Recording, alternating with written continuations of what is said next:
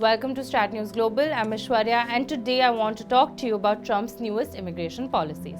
It is no news that the newest Trump administration has changed the rules of immigration significantly in the last few months after being sworn in.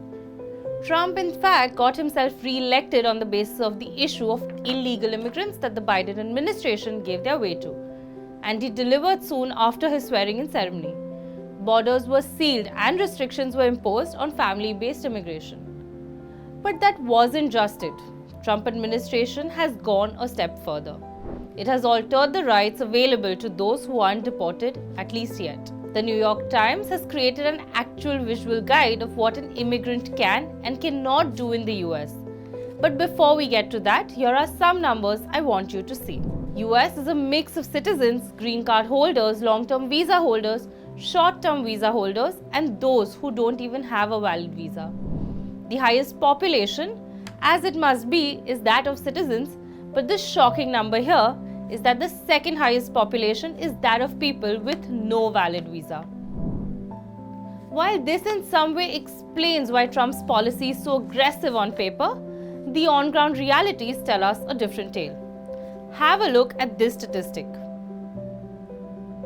Now look at this. These red circles show situations in which the Trump administration has tried to expand who they target and how. Don't believe me? Well, there is more proof for this. Typically, before being deported, people must have received an order of removal from an immigration judge. However, since the start of 2024, 70% of these removal orders were issued to people who did not attend their hearing before the judge.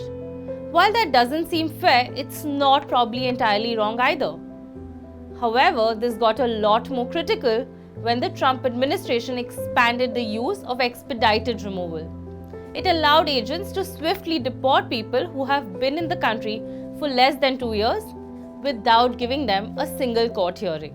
Have a look at this chart now. It talks about the rights individuals are entitled to in the process of being deported. Well, there are no brownie points here for guessing the changes brought in it by the Trump administration. It invoked the Alien Enemies Act of 1798, a rarely used law that grants the president the authority to deport any alien enemies.